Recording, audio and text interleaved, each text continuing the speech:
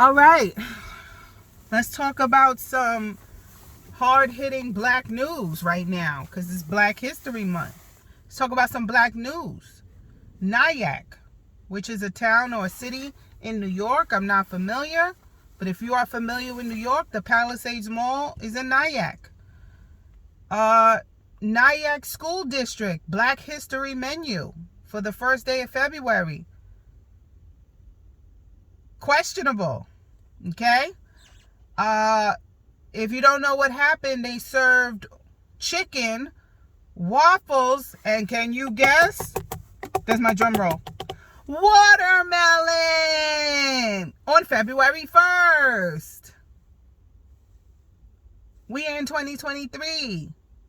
I even had to explain why that was problematic to the women in my office when they said, I love watermelon. I said, everybody loves watermelon, except for Jimmy Hoffa. If you ever seen The Irishman, he doesn't drink alcohol and he doesn't like watermelon. I got a lot of movie references, guys. I watch a lot of movies. I love movies. Anyway, everybody except for Jimmy Hoffa love watermelon. But I said I had to give them a history lesson as to why there was a negative connotation stereotype with watermelon because of white people. If you don't know, quick lesson. Watermelon is one of the crops that black people was able to cultivate and use and do after slavery. We made lots of money on it, and it was taken away, right? Same thing with chicken. Chicken and waffles is a southern thing, but it's the same situation when IKEA tried to do that shit. It's distasteful, tacky, and late. Okay? We also eat kale. Remember when Beyonce wore that shirt says, I love kale? We eat kale. Anyway, don't let any niggas fool you. We love chicken. Some of us love waffles. I don't mix sweet and savory because I have that disorder that starts with a B and has all the letters of the alphabet in it where my food can't touch. I'll get into another video about my food. If you ever invite me over for Thanksgiving, please don't get offended because I will come with 20 or 30 small takeout containers because please don't make me a plate and have everything touching your food would be wasted. Okay? So anyway, why was I saying that? Oh, niggas love chicken, niggas love waffles, some together, and niggas love watermelon. But when you make it nasty and racial, you can't serve that shit the first day of Black History Month. So I explained to my office, yes, you could have served that any other day. But when you say we're serving this because of Black History Month, that's the problem. Excuse me. I know it's peanut free, so you can't. You used to do peanut butter. Excuse me. I just ate, guys, and if you know anything about bariatric patients, if you eat too fast, you get all this gas thing, and I still haven't mastered chewing my food 30 times. I still eat like I'm in the military in the barracks and somebody gonna pull my plate away. But so they used to do peanut butter when I was going to school for George Washington Carver. Peanut butter. We used to do peanut butter. We used to make peanut butter. We used to make peanut butter. It was very nice. But you know, all these kids allergic to peanut butter and all these schools are nut free. They use like sunflower butter, shit like that. They don't use peanuts. No nuts in the school. So I guess they resorted to watermelon. So anyway, the acting superintendent, and if you don't know what acting means, he's temporary. But he's been temporary for a long time. And a lot of school districts do this because they usually hire a retiree superintendent who's already collecting his pension and has benefits already because he's or she has retired. So pretty much you're just paying them a salary, which can be a cost of $100,000 because of benefits and paying into the pension or whatever. So anyway, he's acting superintendent, and he went on Journal News or something, and he spoke. Now, he said that the menus are approved by the business office. Again, I'm going to explain. I work in this world, so I will let you know with these key points if he's bullshitting or not. So menus are sent to the business office for approval before they go on the website. True. He said that it's not an expert level of oversight from the business office, that it's pretty much we take your word for it. I'm going to call cap on that. halfway. Where I work, the menus are scrutinized, especially if your school is part of the federal free and reduced lunch program, which means there's certain things and certain criterias in the food that you serve that have to be met for it to be reimbursable. And currently in New York, a meal is reimbursable $2.71 from federal and about 46 cents from state. So $3.10 roughly, the school district will get back every meal that is served to a student that qualifies for free and reduced. Now in New York, if you were reduced, which means you had to pay 25 cents per meal, for the last couple of years, the state has said if you're reduced, we'll just pay for the whole thing. No use trying to collect a quarter from these kids, right? If you're free, you're free, and if you paid, you paid. So our meals are $3.50. So if you are on paid, you have to pay $3.50 for lunch. And now reimbursable, I said it's $3.10. So pretty much the school district is only coming out of pocket 40 cents per meal if the kid is free or reduced, and the entire cost of the meal is taken care of by a kid paying cash. So I go to say that if your meals, the menus that you put out, do not reflect a certain amount of grain, fat, protein, whatever, have to have a milk, have to have a fruit. If that is not on the menu, it is not considered reimbursable and you do not get the money. We're talking about tens of thousands of dollars a month. I'm in a small school district. Tens of thousands of dollars a month.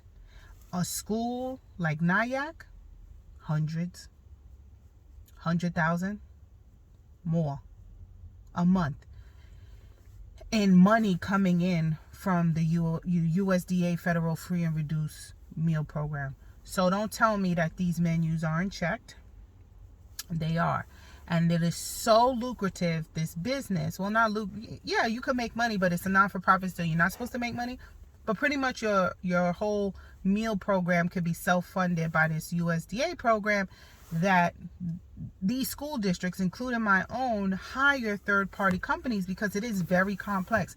To run that kind of program in-house is not cost efficient when you can have one big company run it and just pretty much give you a food service director in each site. They know the paperwork, they know the laws, you pay them a certain amount of money, whatever, right? And it's worth it. The money you make from the meals and the reimbursement pretty much pays for the food service company. So in this case, the food service company is Aramark. A lot of you have heard Aramark before. Aramark has a lot of businesses in schools, prisons, non-for-profits, your community center meals. Aramark is very popular. So this school district uses Aramark. Aramark has a food service director that went there, that this superintendent, James Montesano, pretty much put the blame on Aramark. And I'm going to say yes and no. And he also said that the plan was chicken and waffles, which is problematic in itself, but I don't think this story made international news. Okay, that's why I'm talking about it. It didn't stay local, it didn't stay national, it was international. They got an article on the BBC website. Okay, so this made international news. So chicken and waffles is already a bit problematic to serve on the first day of Black History Month. But there isn't a stereotypical racial undertone with chicken and waffles. There is with watermelon. So he did say a lot of nothing. He did say a lot of nothing, but he did say something that really stood out with me. He said, what happened here with the chicken and waffles and watermelon speaks on institutional racism being real. This is not a quote. This is how he said institutional racism. But basically he said institutional racism is real in and out of the district. This is a white man. And he said it's real in and out of the district. He did not say this school district doesn't have a race problem. Says it's real and it's in and out of the district. But he also said it's institutional and unintentional racism. I can accept that. I can swallow that. Because I don't think, and I'm only talking because I live in New York. New York is extremely liberal, right? New York City, Lower Hudson Valley, very liberal. I think a lot of people who are not black or brown, minority, are uneducated in certain things. Now, when I told the watermelon story in my office, nobody except for the Hispanic gentleman had ever heard of the story. And he only heard of the story because a few years ago I told it to him with another issue that came up with the IKEA and the watermelon.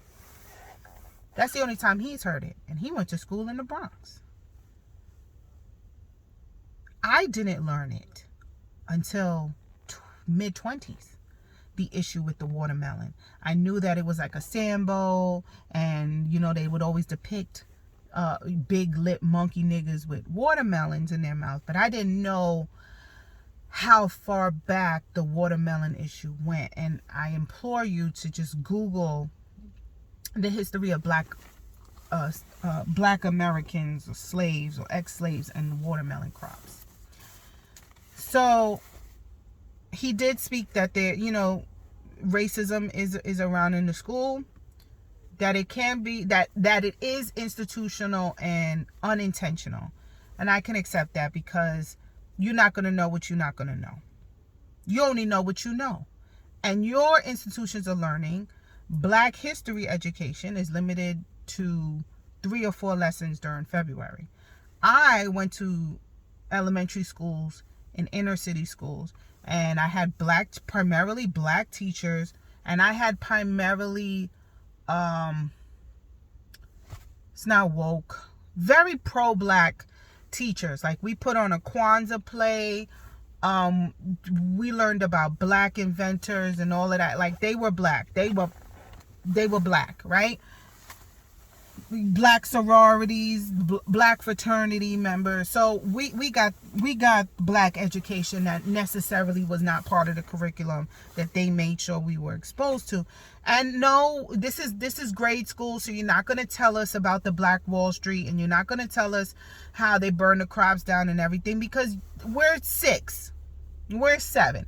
So you're going to tell us about Sally Mae Jepsen and George Washington Carver and Charles Drew and whatever. That is who you're going to tell us about. The doctors, Thurgood Marshall. You're going to tell us about the doctors, the lawyers, the judges, the inventors, the astronaut. But we're 6, right? I don't think we're ready for Kansas burning down Black Wall Street and all of this stuff, right? So I get it. It's not until I became an adult and that I was going through self-identity crisis that I learned this. So like I said, you're not going to know what you're not going to know. I keep looking at my watch because I got to go get my kids. Ooh, I can get my kids now. So you're not going to know what you're not going to know. Right? So he talks about the racism in and out of the district, and that he wants to have gatherings with the Aramark employees and the district employees to discuss racism. And it wasn't to beat anybody up. It was just to discuss unintentional racism, which I'm here for. I don't think you can change anybody overnight who is indoctrinated with unintentional racism and biases. I think once you expose people to them, 2 things are going to happen. They're going to realize, oh, this is fucked up, I'm going to change my behavior. Or they're going to know not to let it out in public. Those are the only 2 things that are going to happen. Because if they let it out in public, the consequences are they don't work there anymore. And people don't want to lose their job over their beliefs that this is not that strong. Like, am I adamant about serving watermelon in Black History Month enough not to work there anymore? No, especially in this district, the Aramark employees live in that area and their kids go to that school district. So you're not going to lose that. That's stupid. How convenient is that you work at the same place your kids go to? Right? You're serving food to your children. You're going to make sure it's clean and stuff. Like, I would love to work and make the salary and have the benefits where my kids work. Right? So you're not going to give that up because you're steadfast of holding on to biases and institutional racism at your job. No, but once you have been identified to it, then you know to suppress that shit while you're on the clock. So another explanation that was said was that the first day of Black History Month, the students were supposed to get bananas, right? They were supposed to get bananas, and something happened with the bananas, and the next available fruit for them to get in time was watermelon, and that's why there was this last minute change in the menu. And this was for the middle school, if anybody wants to know.